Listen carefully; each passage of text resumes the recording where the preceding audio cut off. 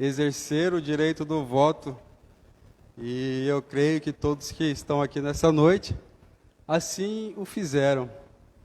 E eu creio também que nós fomos orientados por Deus e pelo Espírito Santo para que nós pudéssemos fazer a nossa melhor opção. Eu creio, porque nós ficamos uma semana aqui na oração da madrugada, de joelhos no chão por essas eleições. E eu creio que será o melhor que Deus colocará para nos liderar. Até porque a palavra de Deus diz que toda a autoridade é colocada lá por Ele. Amém? Outra notícia boa é que o nosso pastor já está voltando. Glória a Deus. E acredito que na terça-feira ele já vai estar aqui presente, trazendo uma palavra para a gente, em nome de Jesus. E vamos lá para a palavra de Deus desta noite. O título dessa mensagem é O Maior Prêmio. Eu não sei se você sabe, mas praticamente tudo na nossa vida a gente faz por algum tipo de recompensa.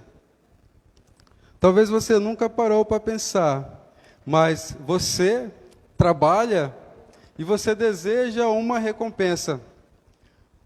Ou eu estou enganado? Tem alguém aqui que trabalha porque gosta tanto do patrão, tanto, que quer que ele cresça financeiramente, mesmo que você não receba nada? Eu acredito que não, né? Então, quase tudo que nós fazemos, nós, às vezes até involuntariamente, nós desejamos algum tipo de recompensa. E nessa noite, o que eu quero trazer, o que o Espírito Santo de Deus colocou no meu coração é: qual é o maior prêmio? Alguém já parou para pensar nisso? Talvez eu esteja diante de homens que desejam que o maior prêmio da vida deles seja um casamento abençoado. Talvez eu esteja diante de mulheres que estão aqui, que desejam que o maior prêmio da vida delas seja um marido abençoado. Talvez eu esteja diante de filhos e filhas que desejam que o maior prêmio da vida dele seja um pai e uma mãe presente. Talvez eu esteja diante de pessoas que desejam que o maior prêmio da vida deles seja uma vida financeira abençoada. Irmãos, eu vou trazer alguns aspectos bíblicos que, se você aplicar para a sua vida, eu tenho certeza que você terá um casamento abençoado, você terá a paz mais presente, você terá uma vida financeira mais abençoada. Porém, o maior prêmio da nossa vida, quanto cristão, não são essas coisas. O maior prêmio da nossa vida é poder entrar no céu. E quando nós lá chegarmos, poder ver Jesus dizendo para mim e para você: seja bem-vindo. Aquelas moradas as quais eu preparei estão aqui. Pode entrar. Esse deve ser o nosso maior prêmio. E eu creio, em nome de Jesus, que se você ficar atento ao que o Espírito Santo vai trazer nessa noite, você terá condições de receber esse prêmio. Pelo menos iniciar, porque quem dá esse prêmio é Jesus, não é por nosso mérito, mas nós podemos fazer algumas coisas. Amém? Para isso eu gostaria que você abrisse sua Bíblia em Filipenses.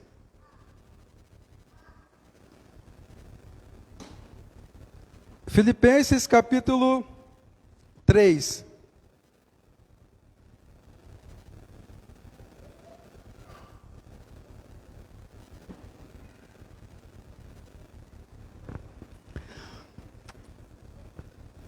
Filipenses 3, verso 12. Não, vamos ler desde do 7.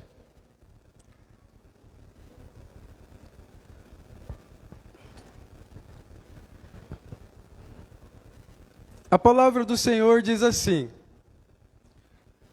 na minha tradução: todavia, o que para mim era lucro, passei a considerar como prejuízo por causa de Cristo.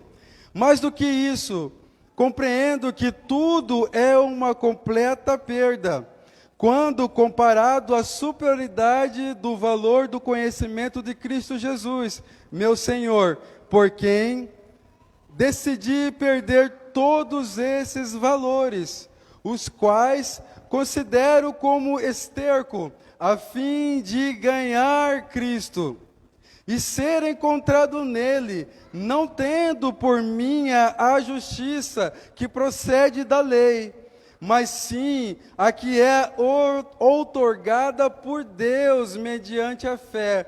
Versículo 10.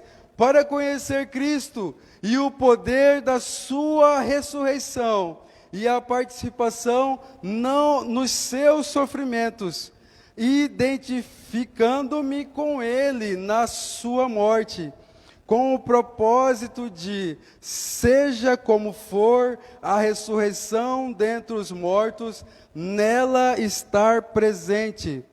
Versículo 12. Não que eu já tenha alcançado tudo isso, ou seja perfeito. Entretanto, vou caminhando, buscando alcançar aquilo para que também fui alcançado por Cristo Jesus. Irmãos, não penso que eu mesmo já o tenha conquistado, mas tomo a seguinte atitude: esquecendo-me das coisas que para trás ficam e avançando para as que estão adiante de mim. Apresso-me em direção ao alvo, a fim de ganhar o prêmio da convocação celestial de Deus em Cristo Jesus. Gostaria que você fechasse os olhos agora e fizesse uma oração. Pai, em nome do Senhor Jesus Cristo, nós estamos aqui nesta noite, sedentos pela sua palavra. Pai, em nome do Senhor Jesus Cristo, nós repreendemos todo o mal sobre essa igreja, todo o mal sobre a vida dos nossos irmãos. E que nessa noite, o Senhor, através do Espírito Santo de Deus, possa abrir os nossos corações e abrir os nossos entendimentos, para que nós possamos entender tudo aquilo que o Senhor tem para as nossas vidas. Assim eu oro, em o nome do Senhor Jesus. Amém e glória a Deus. Queridos, eu não sei se vocês sabem, mas nós estamos diante de um dos maiores cartas da Bíblia. Ela é chamada como epístola, também conhecida como carta. Eu não sei se você conhece esse tipo de texto, carta. Hoje, para a nossa geração, é um pouco mais difícil entender, porque o que nós fazemos hoje é completamente diferente do que eles faziam antigamente. Hoje, para eu iniciar uma carta, primeiramente, eu escrevo lá: prezado amigo, prezado fulano de tal. Continuo o texto, no final, às vezes eu assino, eu coloco a data e assim vai. As epístolas, as cartas são um pouquinho diferentes. Primeiro, ela fala de quem escreve. Se você pegar Filipenses 1, olha como é que inicia-se essa carta. Paulo e Timóteo, servos de Cristo, a todos os santos em Cristo Jesus, que estão com os bispos e diáconos em Filipos. Aí depois ele faz um cumprimento. E hoje, para piorar, é até mais difícil nós tentarmos entender, porque nós quase não recebemos mais cartas. Eu até enquanto namorava ainda recebia algumas cartas, hoje não recebo mais.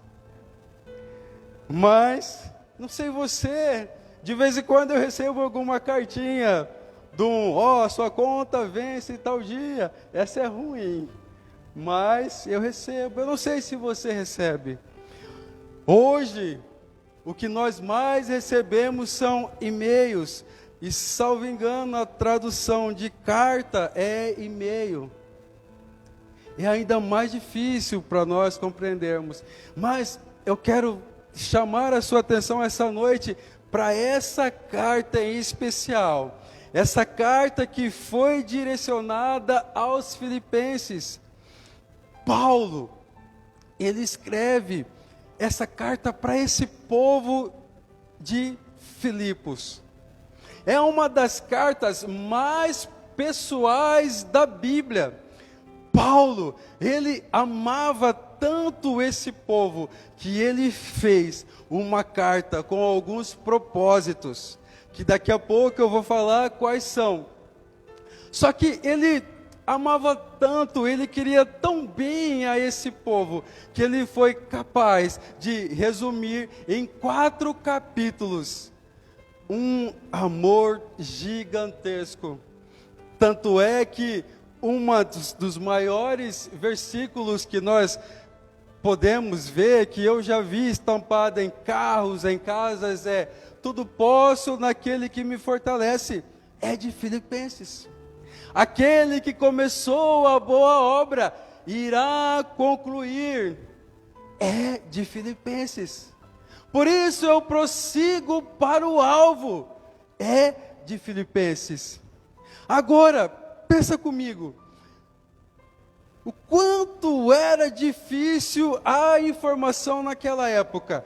Já pensou você, há tantos mil anos atrás, poder ter uma preciosidade dessa em suas mãos? Vamos imaginar que nós somos o povo de Filipos. E Paulo escreve para a gente, fala assim: ei, meu povo, para vocês podem todas as coisas naquele que fortalece vocês. Isso seria uma informação privilegiada só para aquele povo. Hoje é mais fácil nós termos acesso à Bíblia, e nós temos isso em nossas mãos. Mas naquela época não. Então Paulo, ele ama tanto aquele povo, que por meio do Espírito Santo de Deus, ele escreve essa carta e manda essa carta para aquele povo.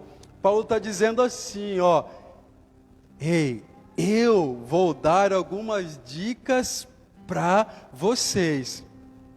Eu até estou sendo bem sucedido no meu ministério, no meu evangelismo, nas minhas missões, mas eu vou falar para vocês, resumidamente, o que eu fiz. E é isso que está traduzido nesses versículos que eu li para vocês. É isso. Se nós lermos atentamente, nós vamos perceber isso. E olha que interessante. Talvez eu esteja diante de homens e mulheres que estão vendo chegar o fim do ano. Hoje é dia 15 de novembro. Nós temos menos de 2 meses para concluir esse ano. Talvez vocês, assim como eu, fizeram vários planejamentos.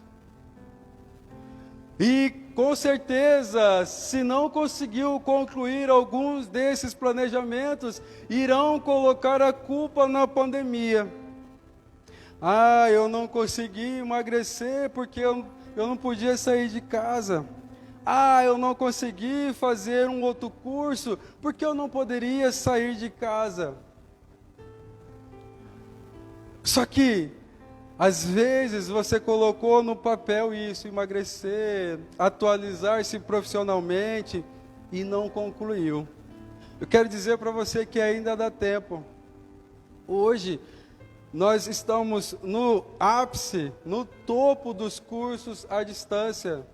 Eu não sei o que você planejou para fazer quanto a emagrecer, mas dá tempo de você pelo menos iniciar a sua caminhada. Só que hoje falta aproximadamente 47 dias para finalizar o ano. Será que dia 31 de dezembro, na semana Shekinah, nós iremos fazer igual nós fizemos o ano passado? Pegar o planejamento de vida, anotar algumas coisas, orar e colocar num armário e esquecer aquilo ali?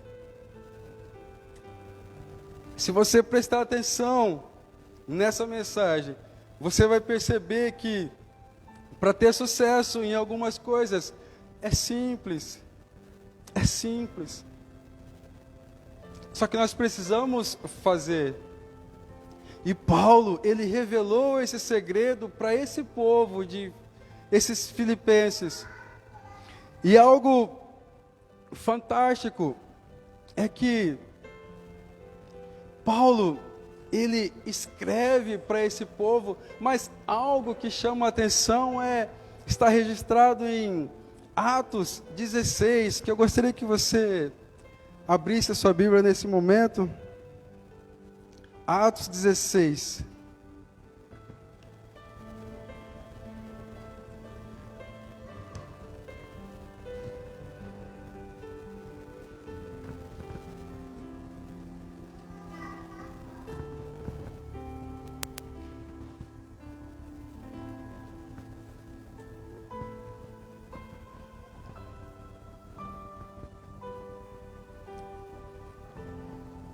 Olha como que Paulo, ele foi direcionado para essa cidade de Filipe. Atos 16, vamos começar a ler desde o versículo 9. Durante a noite, Paulo teve uma visão. Nela, um homem da Macedônia em pé, rogava-lhe: passa a Macedônia e ajuda-nos. Imediatamente após ter recebido a visão, preparou-nos para partir rumo à Macedônia, concluindo que Deus nos havia chamado para pregar o evangelho aos macedônios. Versículo 11. Navegando de Troade, seguimos em linha reta até Samotrácia e no dia seguinte para Neápolis. De lá, rumamos para Filipos, que é a cidade mais importante desse distrito da Macedônia e colônia romana. Nessa cidade ficamos vários dias. Vários historiadores dizem que a primeira igreja que Paulo fundou foi em Filipe. Foi a igreja dos filipenses. Talvez seja por isso que Paulo nutria em si um grande amor. Só que, antes de qualquer coisa, nós precisamos saber o porquê. Por que será que Paulo, ele escreve uma carta para os filipenses? E se você ler Filipenses desde o capítulo 1, você vai perceber que esses porquês, eles começam a aparecer durante a sua leitura. Uma das principais razões que nós encontramos no decorrer da leitura é, a primeira coisa, o principal motivo, expressar gratidão pelo carinho e apoio financeiro. Talvez você não saiba, mas os filipenses, eles foram os que mais ajudaram Paulo financeiramente. E não foi uma nem duas vezes, foram algumas vezes. E teve um momento que Paulo estava preso em Roma. E então esse povo de Filipe, eles descobrem isso. E eles se ajuntam para ofertar uma quantia para Paulo. Só que, além disso, além de ofertar, eles ainda enviam um homem para auxiliar Paulo no que fosse preciso. Epafrodito, esse homem foi, além de levar a oferta, ele foi para onde Paulo estava para ajudá-lo no que fosse possível. Vocês precisam ter a noção, a ideia do que significa isso. Além de mexer no bolso, eles escolhem alguém capaz de auxiliar Paulo no que ele precisasse. E Paulo, ele escreve essa carta para esse povo, agradecendo por tudo aquilo que esse povo tinha feito. Se a gente abrir Filipenses 1, do 3 ao 5, podem anotar, porque eu vou ler mais rápido para ganhar um pouco de tempo.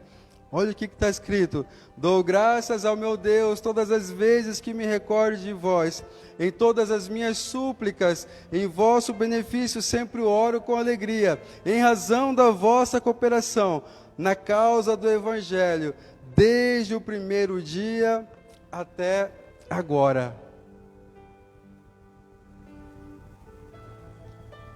Paulo está agradecendo. Obrigado. Obrigado porque vocês acreditam no que eu acredito. Sabe por quê? Quando alguém vem aqui em cima e faz a palavra dos dízimos e das ofertas, e ele é o primeiro a depositar nesse solo fértil, assim como disse o irmão Walter, e outras pessoas fazem o mesmo, você está dizendo assim: ei, eu acredito que Deus pode fazer, eu acredito que Jesus pode fazer. Então, quando todo o povo se reúne e faz essa oferta, Paulo reconhece: poxa, valeu a pena eu ir até aquela cidade, pregar o Jesus Cristo e pessoas entenderem a importância que é sustentar um ministério. Um outro motivo: prestar um relatório do que estava acontecendo. Vocês têm ideia do que significa isso? Paulo, ele estava sendo humilde, porque ele estava falando: ei, olha só, eu estou passando por dificuldades, mas eu sei que todas essas dificuldades que eu estou passando é para o crescimento do reino. Eu já passei fome, eu já passei frio, e ele está relatando nessa carta, ou seja, ele está falando para aquele povo: olha só, eu confio em vocês, e sei que se vocês souberem da minha situação, vocês também vão orar pela mesma causa que eu estou orando. Muitas vezes eu e você, será que nós conseguimos ser humildes a esse ponto? Talvez ser humilde para a esposa é fácil, ser humilde para o seu discipulador é fácil, ser humilde para o seu pastor é fácil, mas ser humilde para a sua comunidade é fácil? Não é. E Paulo estava sendo humilde para uma comunidade.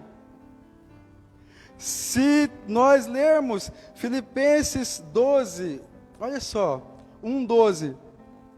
Desejo, portanto, irmãos, que saibais que tudo o que me aconteceu tem, ao contrário, servido para o progresso do Evangelho.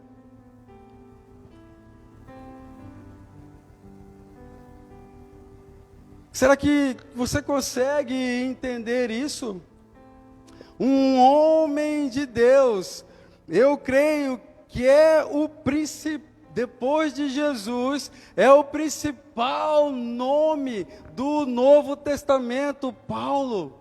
Para você ter uma ideia, livro Novo Testamento são 27 cartas. Paulo escreve 13. Quem é esse homem? Ele é um homem extremamente usado por Deus. Só que com isso dele se abrir, de ele falar, ei, eu passo dificuldade sim. Ele está sendo humilde para aquele povo.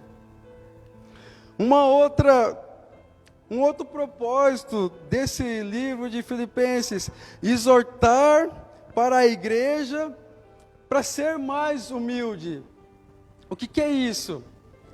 Ele fala assim, olha só, eu poderia dar várias receitas para o sucesso, mas a principal é, sejamos humildes.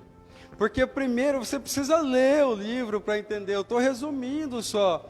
Porque ele diz assim, olha, eu sou humilde, então vocês precisam ser humildes também. Só que ele não se satisfaz com isso, e ele dá o maior exemplo de humildade. Se você abrir comigo Filipenses 2, a partir do 5, olha o que está escrito. Tende em vós o mesmo sentimento que houve também em Cristo Jesus, o qual, tendo plenamente a natureza de Deus, não reivindicou ser igual a Deus, mas pelo contrário, esvaziou-se a si mesmo, assumindo plenamente a forma de servo e tornando-se semelhante aos seres humanos. Assim, na forma de homem, humilhou-se a si mesmo, entregando-se à obediência até a morte de cruz. Ele fala assim, olha, vocês precisam ser humildes, certo? Mas será que eles vão entender se eu escrever só uma vez?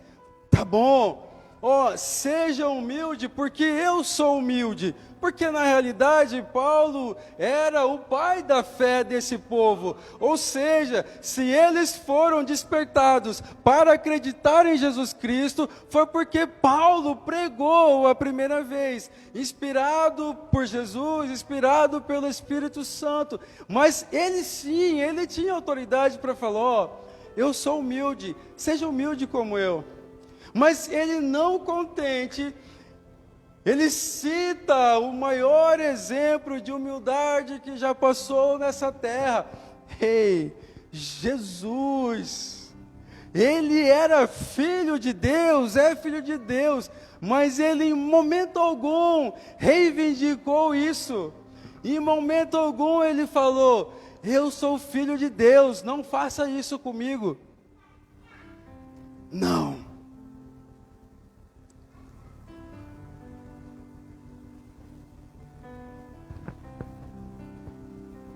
Um outro propósito, exortando a igreja a ser humilde. Um outro, inspira os irmãos a prosseguirem firmes. Queridos, olha só, a Maísa, ela iniciou a abertura dizendo, talvez nós tenhamos homens e mulheres que estejam cansados. Se hoje existia essa possibilidade, imagine antes. Mesmo assim, Paulo ele diz, ele inspira aquele povo a não parar, a serem firmes.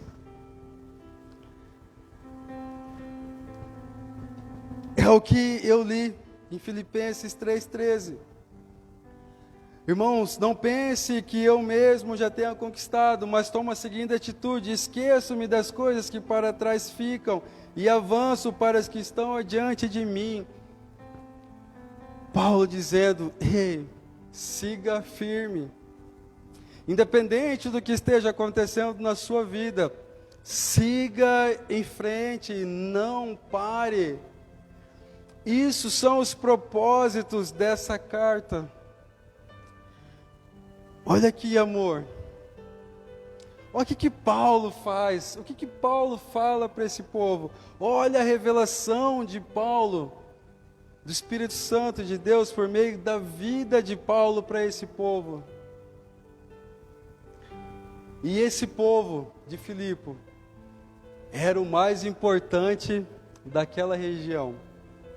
Porque para entrar na Macedônia, as pessoas de fora precisavam passar por Filipe. Ou seja, quando essas pessoas, os estrangeiros, entravam na Macedônia, eles podiam ver aquele povo cristão. Entrava, fazia o que tinha que fazer, eles precisavam sair dali também. E quando eles saíam, passava por Filipe e via aquele povo cristão, que tinha tudo isso nas mãos deles, que tinha uma inspiração para continuar firme, que tinha uma inspiração para serem humildes, que sabiam expressar a gratidão e que eram humildes. Olha, que espelho que nós temos aqui. Talvez essa cidade, ela foi a estratégia principal para que o mundo todo ganhasse, acreditasse em Cristo Jesus. Porque eu entrava, eu via aquele povo, eu saía, eu via aquele povo. Quando eu chegava na minha terra, provavelmente eu também teria algum problema. E no que eu ia pensar? Poxa, eu fui para Macedônia e passei numa cidadezinha pequenininha chamada Filipe. Mas quando eu entrei, eu senti algo diferente.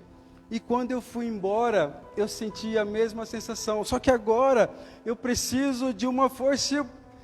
E eu me lembro que quando eu passei por aquela cidade, algo mudou em mim. E dali talvez tenha saído o desejo de ser cristão também. Só que como eu havia dito, talvez você está finalizando o seu ano e muitas coisas você não conseguiu fazer.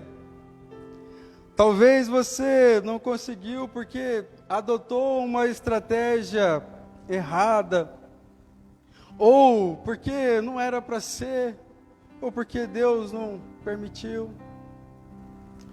Mas, se você usou uma estratégia errada, eu queria que você prestasse atenção no que nós destacamos desses versículos que foram lidos.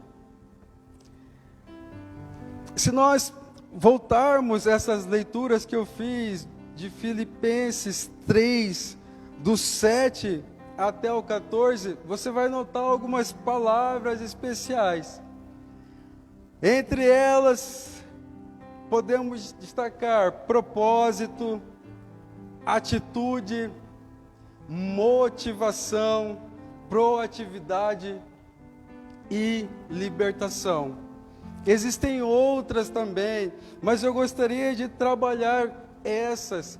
E quem gosta de anotar, se você puder anotar essas características de Paulo, a primeira é propósito. Paulo, ele é um homem espetacular, porque tudo que ele fazia tinha um propósito. Se ele fosse orar, ele tinha um propósito. Se ele fosse fazer missões, ele tinha um propósito. Se ele estivesse construindo alguma coisa, ele tinha um propósito. Se ele cantasse dentro de uma cela, ele tinha um propósito. O propósito de Paulo era conhecer Deus. Qual é o seu propósito? Talvez você esteja aqui nessa noite sem propósito nenhum. Ou talvez o seu propósito seja acompanhar alguém, mas eu gostaria que ficasse registrado na sua cabeça, Paulo, tudo que ele fazia, ele tinha esse propósito: conhecer Deus, conhecer Jesus. Mas ele não estava interessado em simplesmente conhecer. Ele estava interessado em fazer parte de Jesus, em fazer parte de Deus. Qual é o propósito para a sua vida? Você já pensou nisso? Como eu iniciei a mensagem, se você tem um propósito de ter um casamento abençoado, beleza. Se o seu maior prêmio é ter um marido aqui, nesse local, congregando com você, beleza. Se o seu maior prêmio é ter a sua esposa congregando contigo, beleza. Se o seu maior prêmio for ter uma vida financeira saudável, bom. Só que o meu maior prêmio, o nosso maior prêmio não deve ser isso. Eu já antecipei o qual é o nosso maior prêmio. E para que nós alcancemos esse maior prêmio, a primeira instrução que Paulo nos dá é: tenha um propósito. Se você ler a Bíblia com propósitos financeiros, você não vai a muitos lugares. Se você ler a Bíblia com propósitos amorosos, você não vai a muitos lugares.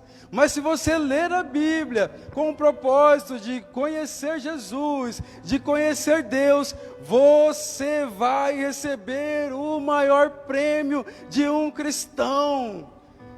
Leia com essa intenção, venha para o culto com essa intenção. Conhecer a Deus, conhecer Jesus.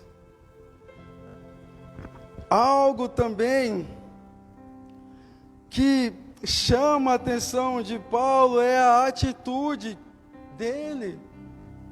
Sabe, as nossas atitudes definem quem nós somos. Se você é uma pessoa extremamente teórica e não coloca em prática, infelizmente, você vai ser taxado como essa pessoa teórica. Mas se você coloca em prática aquilo que você deseja, as suas atitudes se manifestam. E você vai passar a ser conhecido como um homem e uma mulher de atitudes. E Paulo, ele era extremamente de atitude. Se você ler cuidadosamente o capítulo 3 de Filipenses, você vai ver essas atitudes de Paulo. Tanto é verdade que no versículo 8 do capítulo 3, olha o que ele fala. No finalzinho do versículo, olha a primeira atitude dele. Ele finaliza o versículo assim: a fim de ganhar Cristo.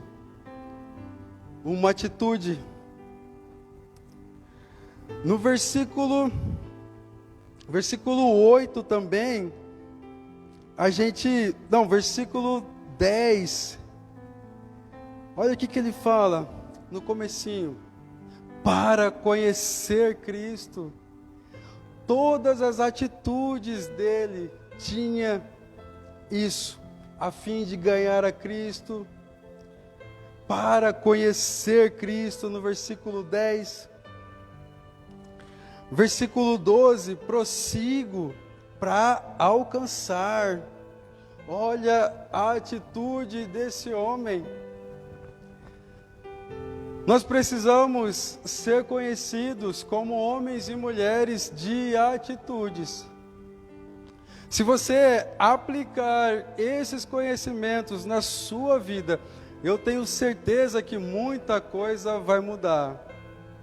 Só que o Espírito Santo me trouxe aqui nessa noite, não para te trazer uma receita do que é ser bem-sucedido no seu casamento ou na sua vida financeira, não. O Espírito Santo, porque se fosse assim, seria uma mensagem de autoajuda e longe de mim isso. Porque a ajuda que eu quero e a ajuda que nós precisamos é de Deus, é de Jesus. E nós estamos aqui para trazer essa palavra de Deus, do trono de Deus, para que as nossas vidas sejam mudadas. E olha só, se você anotar e empregar esses conceitos, ótimo. Mas a grande aplicação para a minha vida e para a sua vida é que esses conceitos sejam capazes de mudar como você tem tratado Jesus, como você tem tratado o Espírito Santo. Porque a partir do momento que o meu propósito é conhecer Deus, a partir do momento que eu tenho atitudes diferentes para que eu consiga atingir esses propósitos, muitas coisas mudam. Eu lembro que eu tinha muita dificuldade em ler a Bíblia. Muita mesmo. E um dia, depois de um culto como esse, eu cheguei em casa e falei, eu não quero mais isso, eu não quero mais ter essa dificuldade. Eu quero ter um ânimo, eu quero ter um desejo, eu quero ter a vontade de ler a Bíblia. E não só ler, mas entender o que ela diz. E eu fiz essa oração, me deitei, e às 3 da madrugada eu acordei. Do nada, peguei a Bíblia e comecei a ler o Novo Testamento. Queridos, eu não me recordo exatamente com quantos dias eu finalizei o Novo Testamento, mas não se passaram 20 dias e eu finalizei a leitura do Novo Testamento. Qual é o seu propósito quando você lê? Apenas passar o tempo?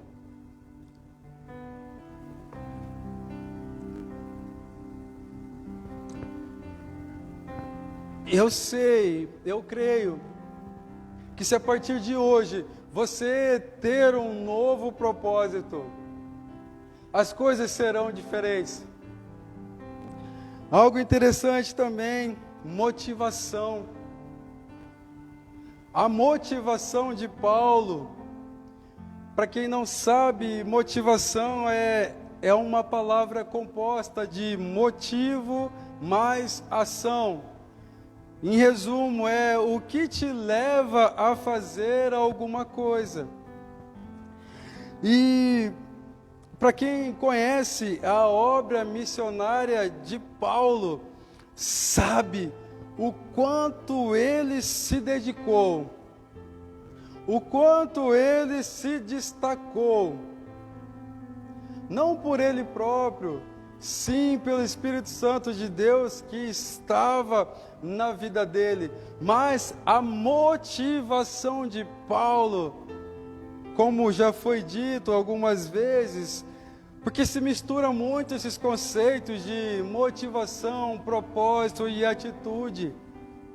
Mas a grande motivação de Paulo era o prêmio. Eu iniciei essa palavra dizendo, mas para todos nós, que todos nós somos movidos a algum tipo de recompensa. Você trabalha para ter uma recompensa, você estuda para ter uma recompensa. Paulo, ele pensou no prêmio dele. Que bom seria se todos nós pensássemos da mesma forma como Paulo pensou. Olha só, a motivação de Paulo. Filipenses 3,14. Apresso-me em direção ao alvo, a fim de ganhar o prêmio da convocação celestial de Deus em Cristo Jesus. Esse era o prêmio que Paulo anseiou, Paulo desejou. Esse era o objetivo dele. Qual é o seu objetivo?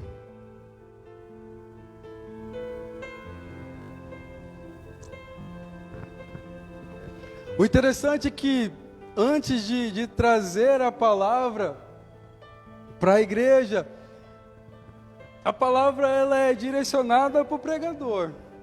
Primeiro, eu leio, eu entendo, eu peço inspiração, e o Espírito Santo de Deus trabalha primeiramente em mim. Porque se ele não trabalha em mim, ele não vai trabalhar em você.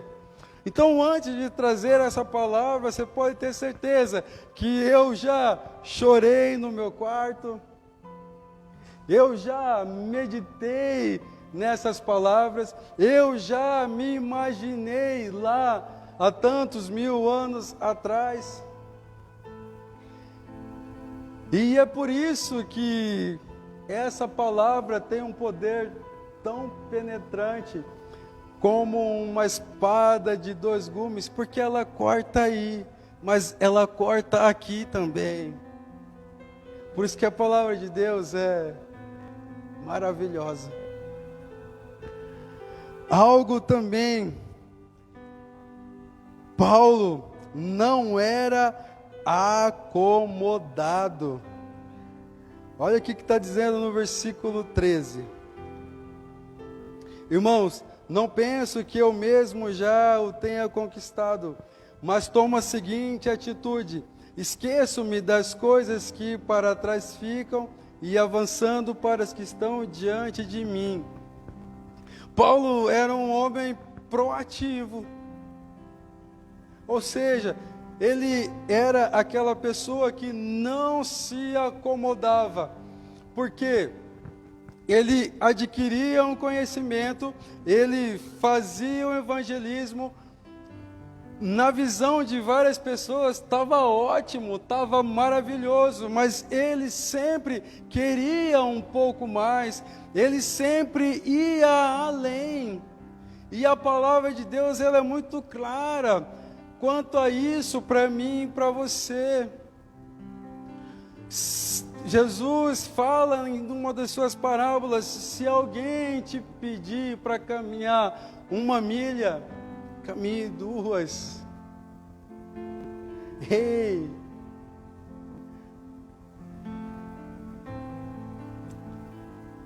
Olha que interessante. Ser uma pessoa disposta a fazer sempre um pouco mais.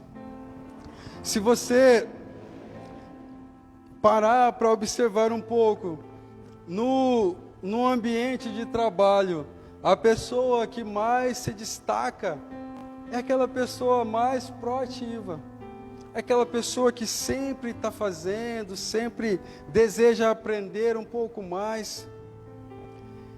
E assim, eu tenho vários exemplos na minha vida, e eu creio também que aqui tem vários irmãos que entraram em uma empresa, sei lá, como um boy, e de repente hoje é um gerente da empresa.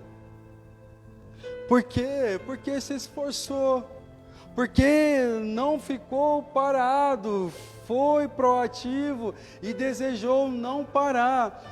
E Paulo, ele fala isso para o reino, para a palavra de Deus. Ei, se você leu o Novo Testamento em 20 dias, tente ler um pouco mais rápido, ou estude, dedique-se um pouco mais. Tá, beleza, eu já li, mas tem muitas coisas que eu não entendi. Faça um curso de teologia. Se você tem esse desejo, se você tem esse propósito, não pare aonde você está. Continue crescendo. E isso Paulo está dizendo. Ele deixou registrado no livro de Filipenses. Não pare. Continue. Deseje sempre mais. Não é pecado. Não é pecado. Principalmente se for voltado para o reino. Se hoje você faz uma oração na célula, deseje levar a palavra um dia. Se hoje você faz a abertura de um culto, deseje pregar a palavra. Se hoje você prega aqui, deseje pregar num lugar maior. E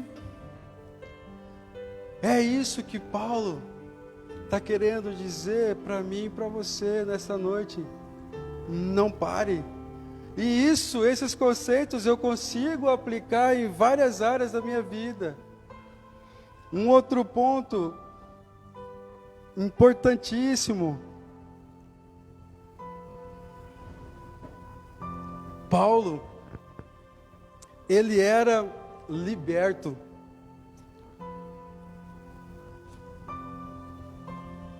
De novo, Filipenses 3,13. Eu vou na parte B, ó. O que Paulo deixa registrado? Esquecendo-me das coisas que para trás ficam. O que é isso? Deixar as coisas para trás. É eu ter a condição de ser liberto. Queridos, eu tenho certeza que todos nós que estamos aqui, no passado, já praticamos algo que não agradou a Deus. Mas eu não devo ficar preso a esse conceito, porque se eu ficar preso ao meu passado, eu não consigo prosseguir para o meu alvo. Na Bíblia nós temos vários exemplos. A mulher de Ló, ela olhou para trás e se transformou em uma estátua de sal. Nós, sei lá, talvez eu esteja diante de homens e mulheres que ainda estão olhando para trás. Talvez você veio de uma outra igreja e por diversas vezes você esteve sentado aí dizendo: de onde eu vim era muito melhor. Para com isso, não fique preso ao passado. Ou talvez homens e mulheres ainda estejam presos a ex-namoradas. Talvez nós tenhamos homens e mulheres aqui que perderam a esposa, foi viúvo, é viúvo e ainda está lembrando da esposa passada. Eu quero te dizer, se você não apagar esse passado, você não vai conseguir ir para frente. Porque Paulo, ele é bem claro em dizer: esquecendo-me das coisas que para trás ficam. Queridos, e isso aqui é interessante, porque ele não está falando somente de coisas ruins.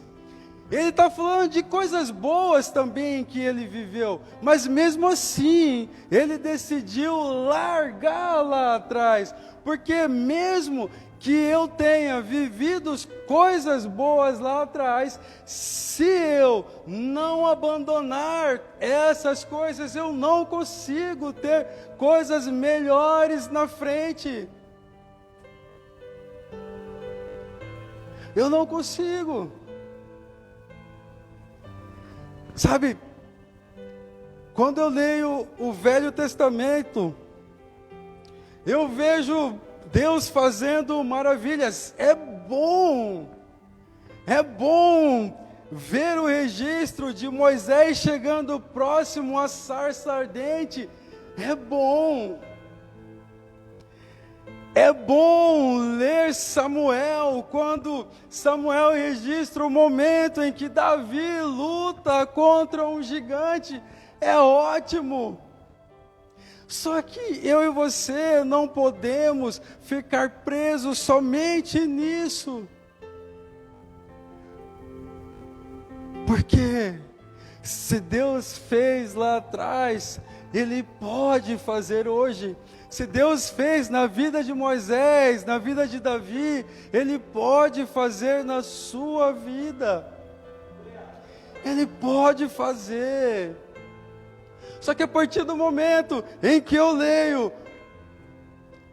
Gênesis e vejo lá José, ele foi um grande governador, poxa, mas ele foi escravo também, e na onde ele entrava, ele era o cara. Ele foi para a prisão, virou líder. Foi para a casa de Potifar, administrou tudo. E de repente, de escravo, se tornou governador. Se eu ler essa história e pensar e ficar preso só em José, como Deus vai mudar a minha vida? Se eu ficar imaginando, não, mas Deus só fez lá atrás. Não, Ele pode fazer na sua. Eu creio em nome de Jesus, porque talvez você nunca parou para pensar, mas será que o lugar que você está hoje não é diferente de quando você chegou aqui?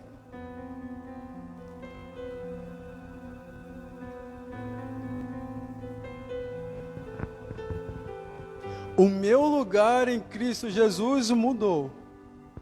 Se eu fizer uma retrospectiva de abril de 2017 até hoje, eu vou ver muitas mudanças na minha vida. Ixi, tantas e tantas e tantas. E eu sei que existem irmãos aqui que já até testemunharam de várias mudanças que aconteceram na vida deles. E como eu posso ficar preso em abril de 2017? Que foi quando a gente começou o trabalho aqui na casa do pastor. Não tem como. Eu tenho lembranças saudosas, lembranças boas de quando a gente iniciou. Mas eu sei que se eu ficar preso lá atrás, daqui a 20 anos eu vou estar sentado aí falando, olha, mas era tão bom lá na casa do pastor, olha, era pouquinha gente, mas era tão bom, tão agradável. Não, eu não posso ficar preso a esse passado. É um passado bom, é um passado ótimo. Só que eu preciso me desprender para que eu possa prosseguir para o alvo. E se eu não vou me prender às coisas boas, imagine as coisas ruins. Libertação, vamos nos libertar. Um exemplo ruim está lá em Números 14.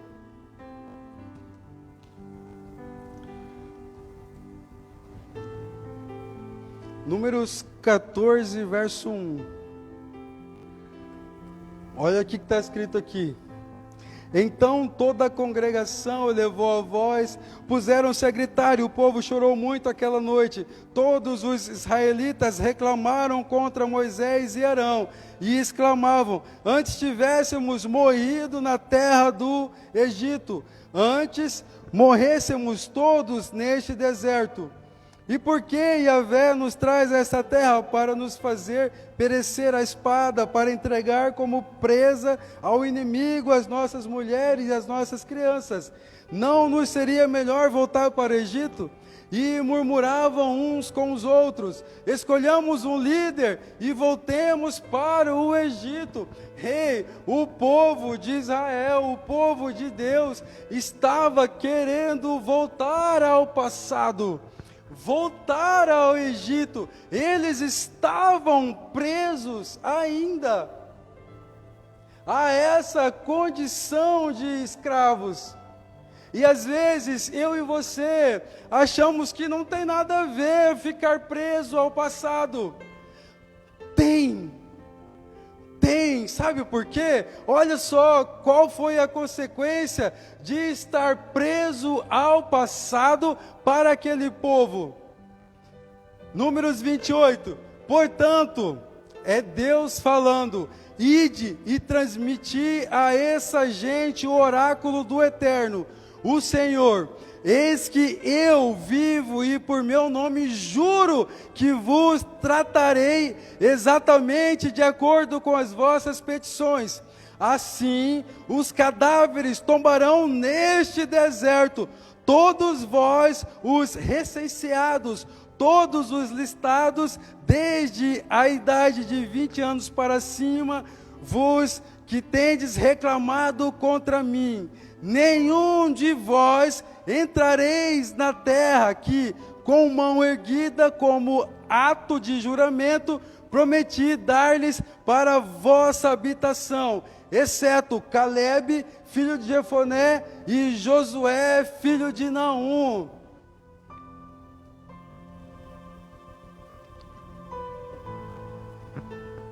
Talvez você ache que não tem nada a ver ficar preso a um namoro antigo. Talvez você ache que não tem nada a ver a ficar preso às condições financeiras melhores antigas. Tem. Existem consequências desastrosas para as nossas vidas. Eu e você precisamos nos libertar.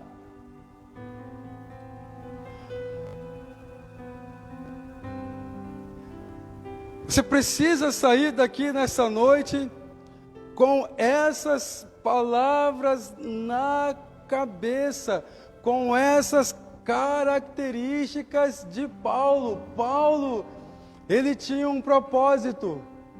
Paulo tinha uma atitude. Paulo tinha uma motivação. Paulo, ele era um cara extremamente proativo. E Paulo, ele era liberto. Se eu e você adquirirmos essas características para as nossas vidas, eu creio em nome de Jesus que será diferente. A partir de hoje, vai ser diferente. E a conclusão dessa mensagem, eu já até tinha antecipado, que talvez eu e você éramos convertidos somente para adquirir alguns benefícios de Jesus. Eu confesso a vocês que quando eu me converti, eu queria para minha vida somente os benefícios. Eu nunca tinha parado para pensar na cruz de Cristo. Para mim só eram as coisas boas. Só que a gente vai se aprofundando de tal maneira nesses ensinamentos, a gente se aprofunda de tal maneira, a gente aprende de tal maneira com as pessoas que lideram a igreja, que a gente começa a desejar os benefícios, sim, mas também nós começamos a observar que existem alguns preços a serem pagos. Talvez você nunca tenha parado para ler esse livro de Filipenses, mas Paulo, ele fala, olha, Jesus morreu, mas eu quero morrer também. Olha, o meu prêmio vai ser a coroa celestial de Cristo Jesus. Se a gente começar a entender esses propósitos corretos, a gente vai começar a ter uma nova vida em Cristo Jesus. E eu sei que vai ser muito importante. Amém? Queria que você ficasse de pé nesse momento.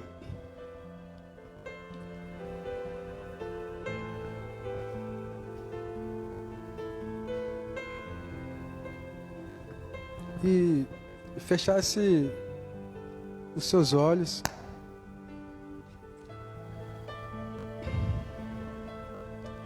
Eu, sinceramente, não sei como vocês chegaram aqui. Talvez tenha sido fácil, talvez tenha sido difícil. Talvez você brigou com seu cônjuge antes de você sair de casa para vir aqui. Talvez você brigou com seus pais ou com seu filho. E você veio aqui querendo ouvir uma palavra para a sua vida. Uma palavra de transformação. E se você ficou atento ao que o Espírito Santo trouxe essa noite, eu sei que a sua vida, ela vai ser diferente. Eu queria finalizar com essa frase. As maiores aspirações do apóstolo Paulo não estavam nesta vida, ou em qualquer valor da terra, mas no céu, porque é ali que Cristo está. Sabe, o maior valor que eu e você temos é Cristo Jesus. Talvez para as mães que estão aqui, o maior valor seja o seu filho. Talvez para os pais que estão aqui, o maior valor seja o seu casamento. Mas eu quero te dizer que o maior valor da nossa vida é Jesus Cristo. Porque sem Jesus Cristo eu não tenho família. Sem Jesus Cristo eu não tenho esposa. Sem Jesus Cristo eu não tenho filhos. Sem Jesus Cristo eu não tenho nada. Nada. E que você leve essas palavras para o seu coração, porque o maior prêmio que eu e você podemos ter um dia, a maior recompensa que eu e você podemos ter um dia, é Cristo Jesus. É poder entrar no céu. Às vezes eu falo entrar no céu e muitas pessoas veem como algo abstrato, algo que parece que não é real. Mas é real. É real. Jesus é real. O céu é real. Porque se não fosse, você não estaria aqui.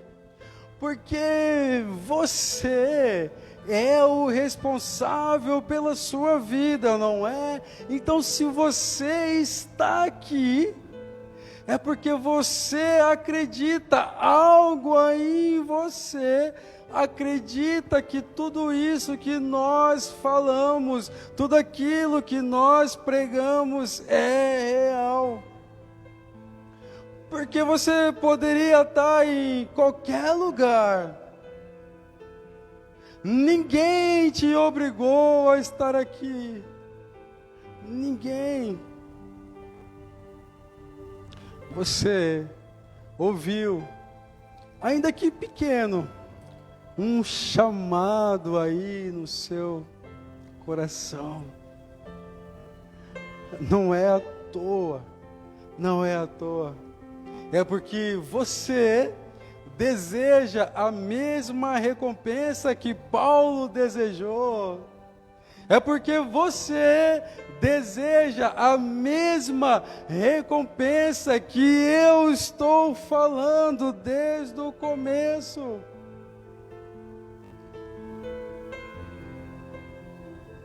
As escamas, elas começam a cair. E bom que eu não estou te chamando somente para os benefícios. Paulo não nos chamou somente para os benefícios. Cristo não nos chamou somente para os benefícios. Vai ter momentos difíceis. Talvez você esteja vivendo exatamente esse momento difícil. Mas, assim como o Espírito Santo de Deus inspirou Paulo a mandar uma carta para o povo de Filipe, ei, não pare. Esta noite o Espírito Santo de Deus me inspira a falar para você, não para. Prossiga para o seu alvo. Prossiga para o seu prêmio. Esquece das coisas que ficaram para trás. Tenha o seu propósito, tenha uma atitude, tenha a motivação. Amém? Nesse momento, eu queria fazer uma oração. Peço que os irmãos fechem os olhos.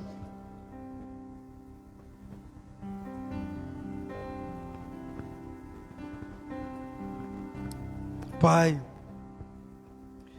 em nome do Senhor Jesus Cristo, nós queremos agradecer, Pai, por mais essa noite. Pai, muito obrigado, porque desde o início desse culto foi especial. Nós percebemos na abertura, nós percebemos na ministração dos louvores, tudo o que aconteceu aqui nessa noite cooperou para que o ensinamento do Senhor fosse derramado aqui nessa noite. Pai, muito obrigado por nos ensinar que o maior prêmio da nossa vida é alcançar o Senhor, é estar próximo ao Senhor, é entrar nos reinos do céu. Pai, muito obrigado por cada irmão que esteve aqui nessa noite. Pai, obrigado também por aquelas pessoas que nos assistiram.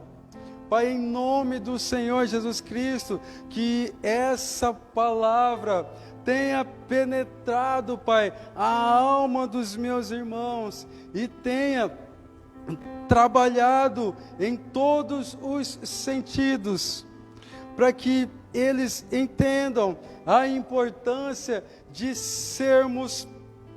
termos propósito, termos atitude, termos motivação, sermos proativos e sermos libertos. Pai, em nome do Senhor Jesus Cristo, nós iremos aplicar essa mensagem, essa palavra para as nossas vidas. Talvez nós utilizaremos em outras áreas também, na minha vida matrimonial, na minha vida financeira, mas a principal função dessa palavra é me aproximar do Senhor. E assim, Pai, eu oro para que esse ensinamento, essa instrução, encontre moradia no coração dos meus irmãos, e que a partir dessa noite, eles sejam incentivados e motivados a ter uma nova vida em Cristo Jesus. Assim eu oro, em o nome do Senhor Jesus, amém e glória a Deus.